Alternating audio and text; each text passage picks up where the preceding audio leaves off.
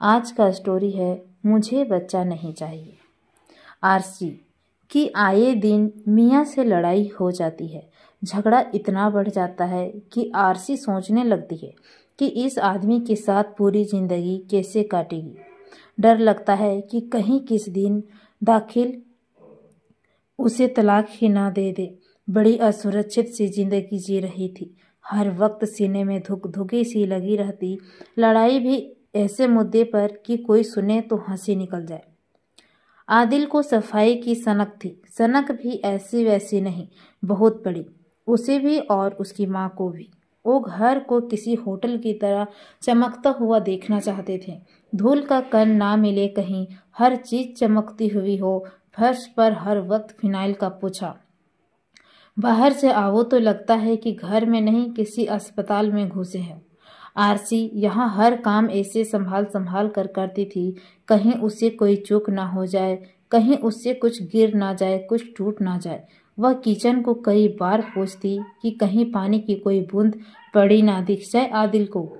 Bedroom में कोई कपड़ा, सामान, कागज, अखबार इधर उधर ना पड़ा हो। सब कुछ भली भांति व्यवस्थित हो। आदिल के ऑफिस से आते ही वह उसकी हर चीज जल्दी जल्दी करने लग जाती थी ताकि उससे गुस्से से बची रहे। 7 साल हो गए थे शादी को और आरसी को इंसान से रोबोट बने हुई। वह आज तक इस घर को अपना समझ ही नहीं पाई। समझे भी कैसे? वह कभी अपने तरीके से कुछ भी कर ही नहीं पाई। यहाँ घर को सुविधा अनुसार और अपने अनुरूप तो वह रख ही नहीं पाती है। आदिल की माँ ने घर में जो चीजें जहाँ सजा दी है वह बस वहीं देखना चाहता है। आरसी अपने मन में से कोई चीज इधर से उधर नहीं कर सकती। यहाँ तक कि अपने बेडरूम तक में वह अपने अनुसार तस्वीरें, फूल या अन्य चीजें नहीं लगा पाती है। जरा सा चेंज करो तो 100 सवाल खड़े हो जाते हैं। यह क्यों किया है? इस घर में आरसी खुद को एक नौकरानी समझने लगी है। एक नौकरानी की तरह घर की तमाम चीजों को रोजाना झाड़ पोंछ कर साफ को करती है, मगर इन्हें बदल कर इनकी जगह कुछ और सजाने का हक उसे नहीं है। शादी के बाद 2 साल तक उसे लगता रहा कि शायद एडजस्टमेंट प्रॉब्लम हो रही है, शायद उसके घर में साफ सफाई का इतना ध्यान नहीं रखा जाता यहाँ जैसे रखा करते हैं। नया घर, नए लोग हैं तो धीरे धीरे वह इनके तौर तरीके सीख लेगी। मगर बीते 5 साल से वह इस बात से शिद्दत से महसूस करने लगी थी कि आदिल और उसकी माँ सफाई के मामले में बहुत ज़्यादा सनकी है। उसे लगने लगा था कि आदिल से शादी करके उसने बहुत बड़ी गलती कर दी और माँ का घर तो छूटा ही, जो मिला हुआ अपना ही नहीं है। इन 7 सालों में उनके अंदर ही अंदर बहुत कुछ टूट चुका है। वह सन्नाटा सा बिखर गया है आरसी के शरीर और आत्मा में।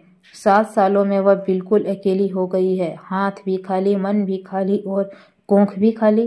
कोंख इसलिए खाली क्योंकि आरसी गर्भ निरोधक दवाइयाँ लेती है आदिल को बिना बताए। सोचती थी कि इस घर में एडजस्ट हो जाऊं तब फैमिली बढ़ाऊंगी। फिर आदिल के गुस्से और लड़ाई झगड़े की वजह से सोचती 2-4 साल में जब दोनों को एक दूसरे की आदत हो जाएगी, तब दूसरे को समझने लगेंगे और झगड़े कम हो जाएंगे, तब वह अपनी बगिया में नए फूल का स्वागत करेगी। मगर अब तो लगता ही नहीं है कि कभी ऐसा हो पाएगा। उस दिन आदिल का मूड कुछ रोमांटिक था। बिस्तर पर लेटते ही उसने आरसी को बाहों में जकड़ा और बोला, अब हमें फैमिली बढ़ाने की सोचनी चाहिए। तुम किसी लेडी डॉक्टर से मशवरा क्यों नहीं लेती? आखिर कब तक इंतजार करोगी? आरसी उसकी बात सुनकर खामोश रह गई। आदिल अपनी रो में बोलता रहा, देखो मैं बहुत ज़्यादा आज़ाद ख्याल का आदमी हूँ। तुम इलाज के चक्कर में अगर नहीं पड़ना चाहती हो तो हम बच्चा गोद भी ले सकते हैं। आरसी को खामोशी देखकर उसे चीख सी हुई। कुछ तो कहो, उसने उसकी चुप्पी पर खिसियाते हुए कहा। मुझे बच्चा नहीं चाहिए, आरसी ने धीरे से जवाब दिया। आदिल इस जवाब पर चौंक कर उठ बैठा। आरसी के चेहरे की ओर उसने गौर से देखा और पूछा, बच्चा नहीं चाहिए? क्यों? फिर शादी क्यों की तुमने? उसमें आवाज कठोर करके बोली। अपना घर बनाने के लिए शादी की थी। क्या पता था कि घर नहीं होटल मिलेगा जहां हर चीज चमकाती हुई होगी, करीने से रखी हुई मैं उसे हिला भी नहीं सकूं। आरसी ने धीरे से जवाब दिया। क्या मतलब है तुम्हारा? ये घर नहीं होटल है? आदिल चिल्लाया। हाँ होटल ही है, चमकता हुआ होटल। कभी देखा है उन घरों को जहाँ बच्चे होते हैं? कैसे होते हैं वह घर? वहाँ हर तरफ खिलौना बिखरे हुए होते हैं, चॉकलेट टॉफियाँ बिखरी हुई पड़ी रहती है। घर वह होता है जहाँ बच्चा की किताबें पड़ी होती है, उनके कपड़े यहाँ वह सूख रहे होते हैं, कहीं वह खेल रहे होते हैं, कहीं खाना खा रहे होते हैं, तो कहीं पार्टी करके बैठे हुए होते हैं। घर जहाँ जिंदगी होती है, जहाँ हलचल होती है, शोर शराबा हंसी मजाक होता है, ऐसा नहीं जैसा जहाँ है। फिनाइल की महक से भरा सन्नाटा, सिर्फ सन्नाटा, अंदर भी और बाहर भी। मुझे होटल में बच्चा पैदा नहीं करना है। तुम चाहो तो मुझे तलाक दे दो। आदिल बिस्तर पर शन बैठा था और आरसी को आज इतने सालों बाद यह सच्चाई कहने के बाद बहुत हल्का महसूस हो रहा था। यह बात आदिल से कह पाने की हिम्मत उसमें आई थी तलाक का कठोर फैसला लेने के बाद।